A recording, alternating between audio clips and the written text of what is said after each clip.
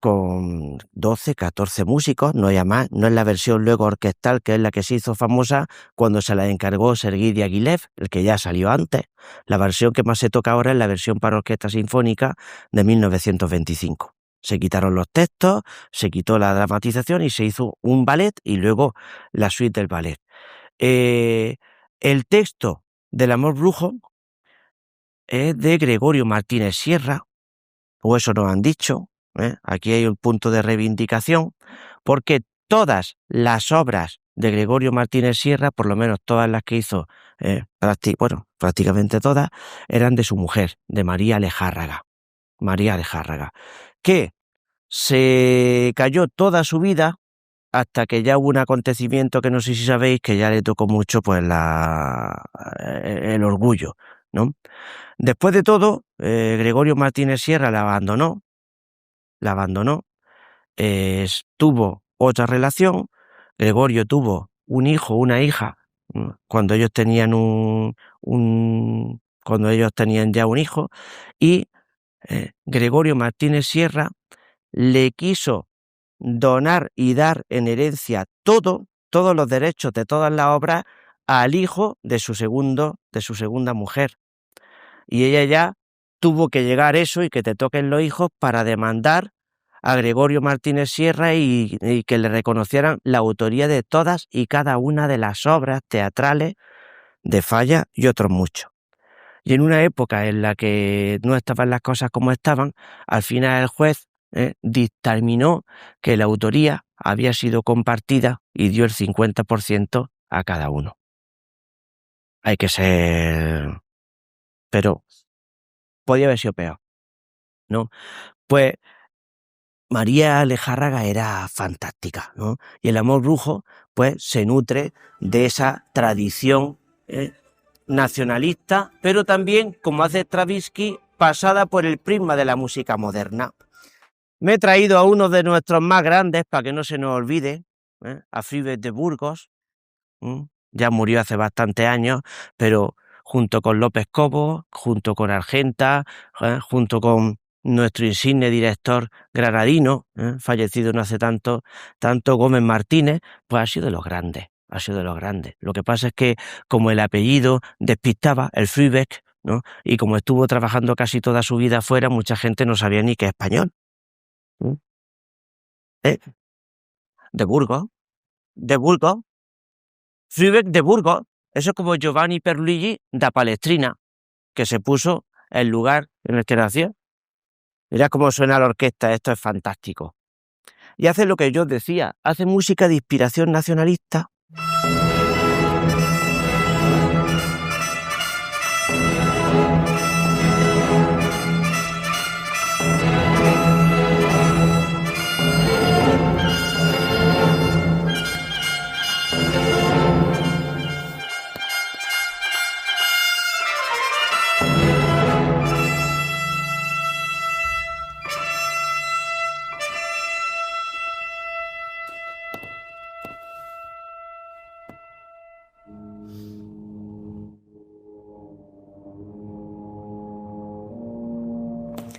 Cómo resuena la mar. La mar dice cosas malas, ni buenas ni malas. El viento no trae nada bueno. Echa las cartas. Sale mujer morena. Eso es lo que estaba diciendo en la primera versión, cuando en la casa están echándose las cartas. Malfario augura esa trompeta en sordina que algo malo va a pasar, porque resulta que se ha muerto el novio de una de las protagonistas, a ella la ronda otro, pero se le aparece el fuego fatuo con el espíritu del muerto. Fue una pena, de hecho, que en algunas cosas, porque en la versión original hay una versión fantástica, mi versión de referencia, cuando yo estaba dando cursos monográficos de Falla, buscarla, o si no yo la puedo pasar, la de la OCG, con Juan Dudaeta. Tiene una versión de la gitanería fantástica, y creo que también La Hoja, la Orquesta Joven de Andalucía, había grabado otra muy buena. el de la gitanería de la OCG, no sé si fue esa. La hoja seguro, pero que también la OCG tiene unas grabaciones de Falla absolutamente fantásticas de la época de Pons, con Armonía Mundi. Sonaba la orquesta, que eso era absolutamente bestial. Lo mismo que Stravinsky ha hecho con los tiratos, ¿eh? Cuando has visto antes pam pam pam pam pam pam pam pam pam pam pam pam, Falla lo hace también con los ritmos, lo hace con la melodía, lo hace con el uso del oboe, que resuena y la gente lo asocia a lo oriental, a las chirimías, a lo moro. Sonaba eso.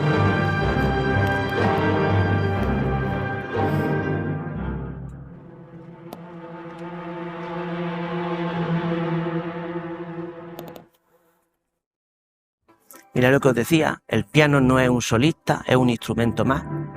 Falla se mete de la música francesa, el piano en la orquesta, la arpa.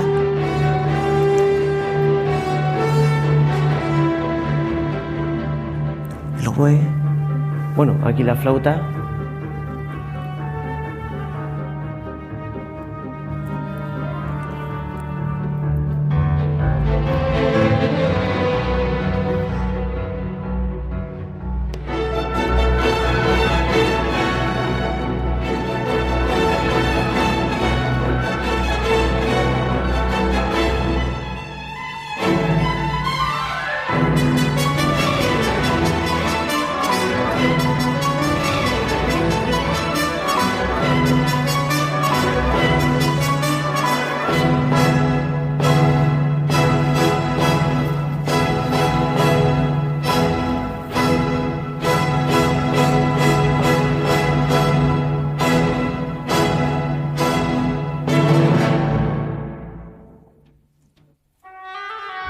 El oboe.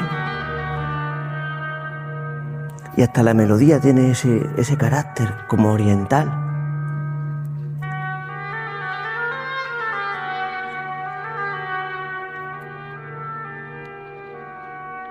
Respira, chiquillo. Iba a reventar, pobre. Y aunque la gente cree que el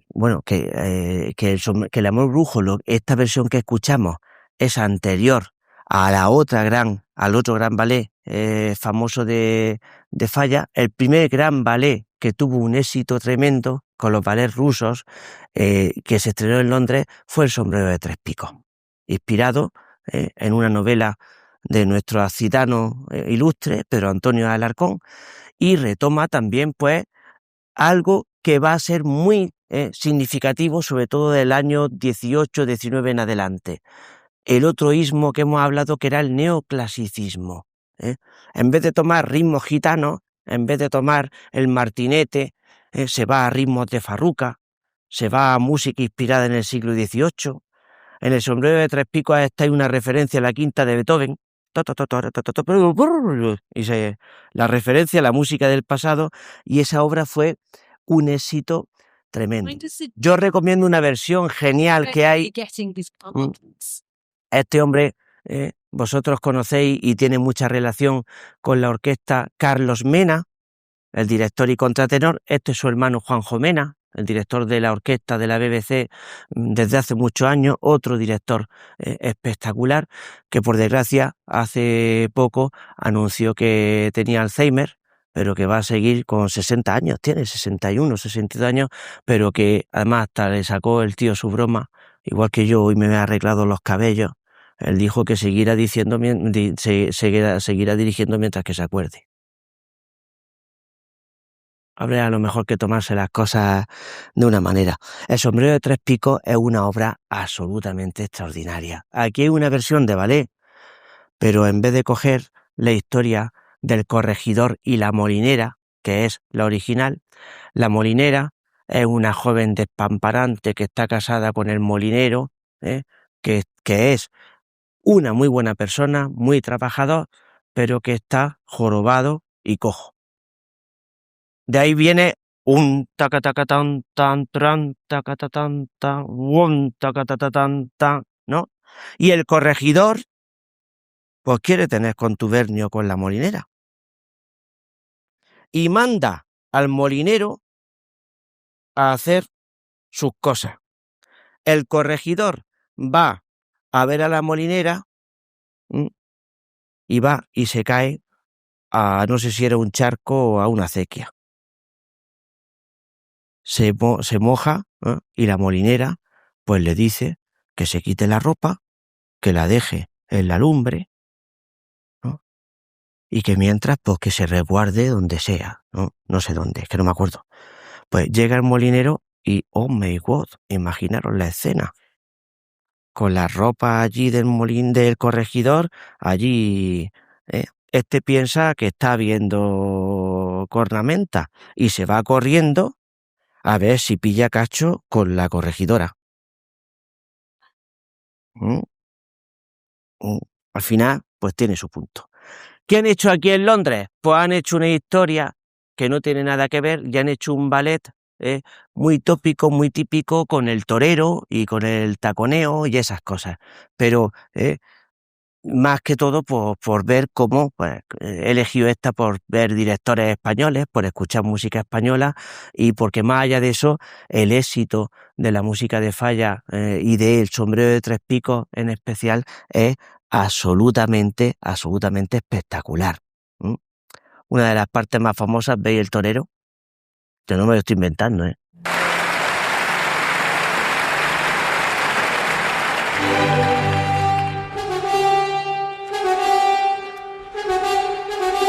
Aparece el molinero.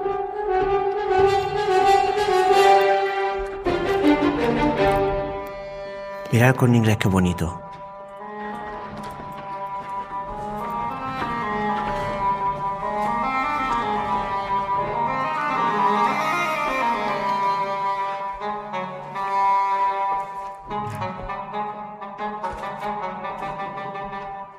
Y el ritmo es puramente un trom, trom, ta, ta, ta, ta.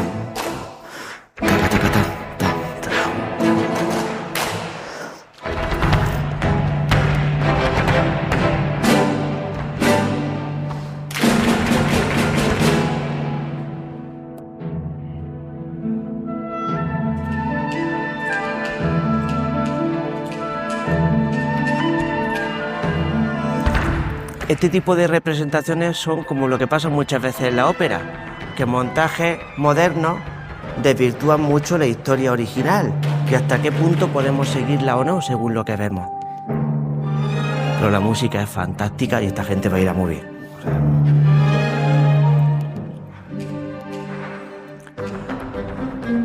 Aquí, por ejemplo, no suena un modo mayor ni menor, está sonando un modo frigio, que es el típico del flamenco.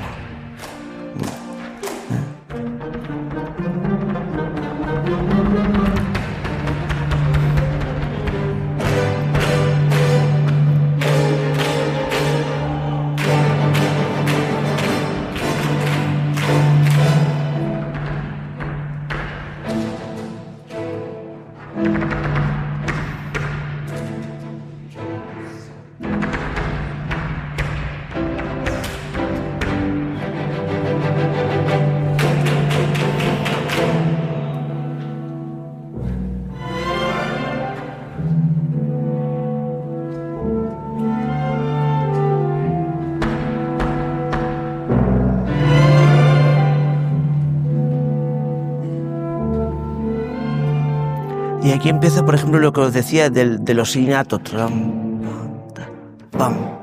Los ritmos ostinatos que se van repitiendo. Y eso acelerando, con los que muchas veces acaba la fiesta y todo el mundo. Pues está haciendo eso, está recreando un baile típico. Más que un baile típico, la manera típica de hacerlo.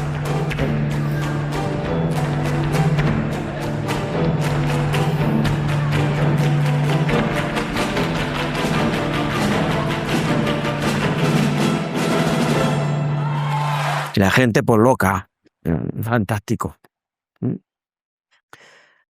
Y simplemente, pues este nacionalismo que tuvo sus variantes prácticamente en toda Europa, sabéis que Joaquín Turina pues también era muy conocido. El mismo año que hizo Falla El Sombrero de Tres Picos, en 15 días, Turina hizo Las Danzas Fantásticas. Esta es la última parte, Orgía se llama.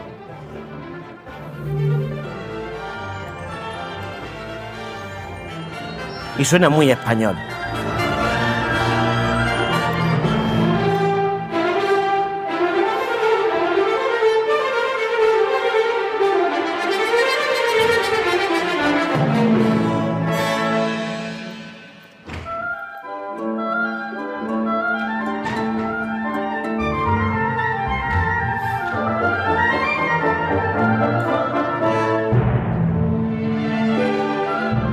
Este es Juanjo Mena otra vez y esta orquesta es la orquesta de la República Checa, creo que es.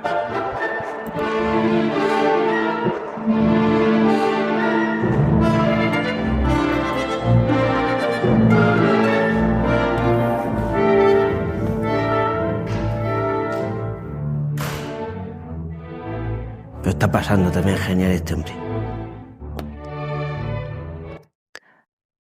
La corriente más académica o más seria, más no intelectual, pero quien seguía con la tradición de Mahler, Schoenberg, estaba haciendo cosas totalmente distintas.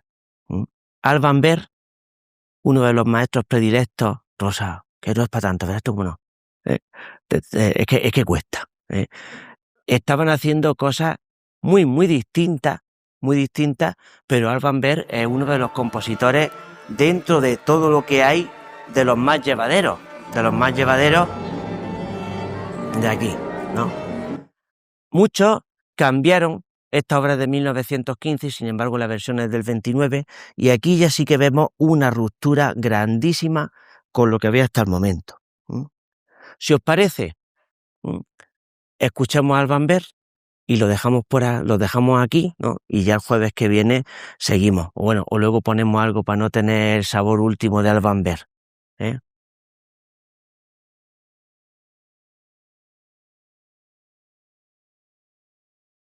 Esto ya es otra historia. Esto podríamos asociarlo a la pintura abstracta de Kandinsky, por ejemplo. Son contemporáneos, de hecho.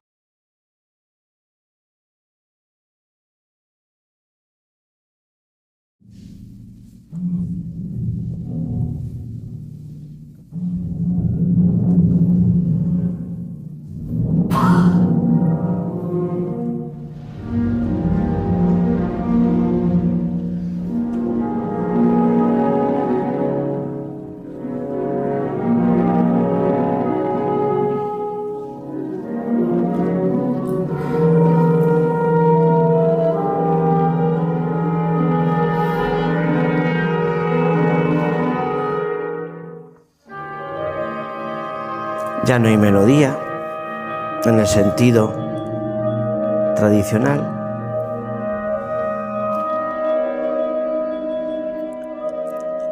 Ya cualquier nota se puede combinar con cualquier nota.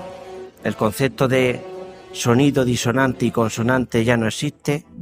De hecho, la disonancia casi que prima a la consonancia.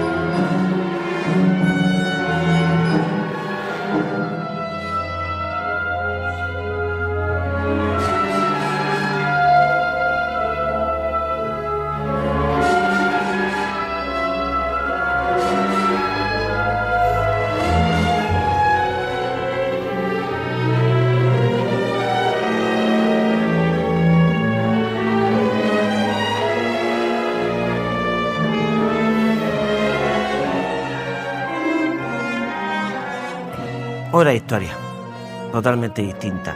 Y esta corriente fue importantísima porque el expresionismo de la pintura, del arte en general, que se asoció a la atonalidad, o sea, a la ruptura total con el orden de los sonidos habituales, dio origen al dodecafonismo. Nuestra serie de 12 notas cromáticas, el dodecafonismo era un sistema en el que si tú tienes do sostenido, re sostenido, mi y así hasta 12 notas, no puedes tocar una sin haber hecho antes la 11. Por eso se llama serialismo. Tú haces una serie y a partir de ahí todo lo vas modificando. Eso hace que la música sea absolutamente distinta. El serialismo dio paso al serialismo integral. No solo serializan las notas, sino el ritmo, la figura, la dinámica y hasta los ataques del sonido en la cuerda. Eso nos lleva a que hay más casi de pensamiento precomposicional que de composición en sí misma. Eso dio origen a la música directamente. Hay gente que dice, bueno, si me sé la regla y sé cómo hacerlo, no necesitaría ni saber componer. No es así ni mucho menos, pero que da pie a eso. Luego surgió una corriente totalmente distinta, la aleatoriedad. Vamos a algunos parámetros de la música a dejarlos al azar. Vamos a dejarlo a criterio del intérprete. Se ponen líneas en la música, en el pentagrama, que son más o menos agudas, pero las notas las das tú. Hay veces donde tienes las notas, pero no tienes el tiempo, que duran.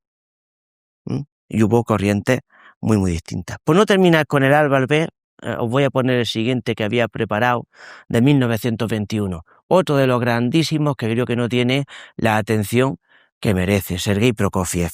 Otro ruso extraordinario, que estuvo exiliado durante muchísimo tiempo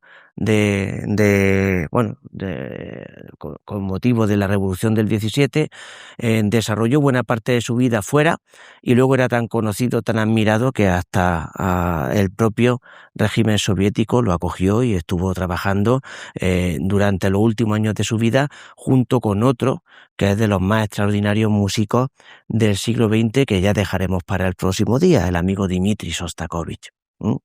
En 1921 se siguen haciendo conciertos. Os recomiendo el segundo de Rachmaninoff y os recomiendo el tercero de Prokofiev. Estos son auténticas maravillas. En este concierto, Yuja Wang, una de las pianistas con una proyección internacional más grande, hizo el tercero de Prokofiev con Claudio Abbado, 23 años tenía, y ya estaba tocando en Lucerna. Bueno, ya llevaba una carrera de muchos años. Y esto sigue sonando más a algo que asociamos, pero también es muy moderno. Y es neoclásico. Es que a veces ponerle hasta la etiqueta a una obra es muy difícil. No sé si conocéis a Yuja Wang, toca para siempre. Y encima parece que está haciéndose un café.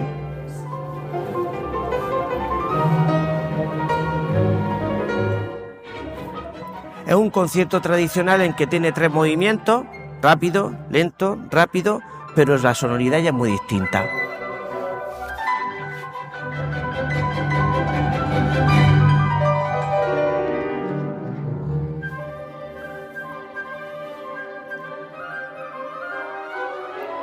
El resto también toca muy poco.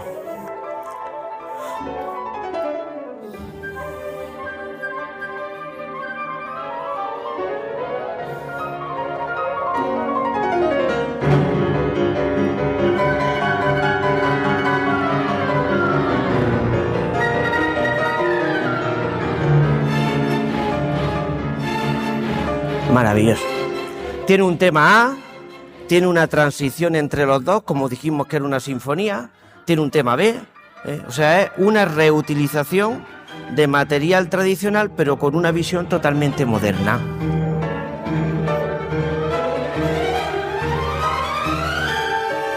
Dura poquito, ¿veis? Son 30 minutos, es hasta la duración habitual de un concierto clásico. Esto es el tema B, ¿veis que suena distinto? Ya.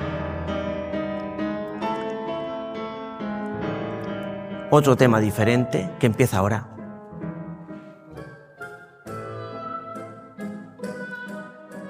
Pero hay castañuelas. ¿Cuándo habéis escuchado las castañuelas? Ahí con un tema. Y el final es auténtico, una locura. Ya.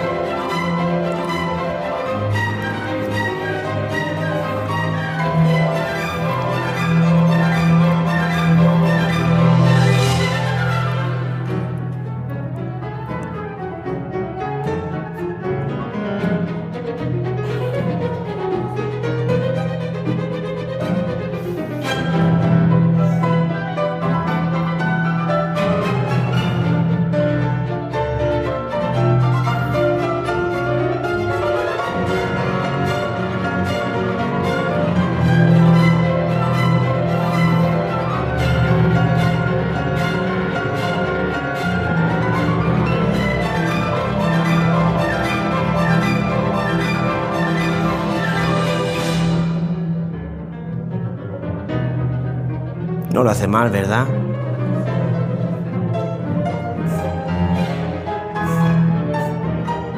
Es una locura.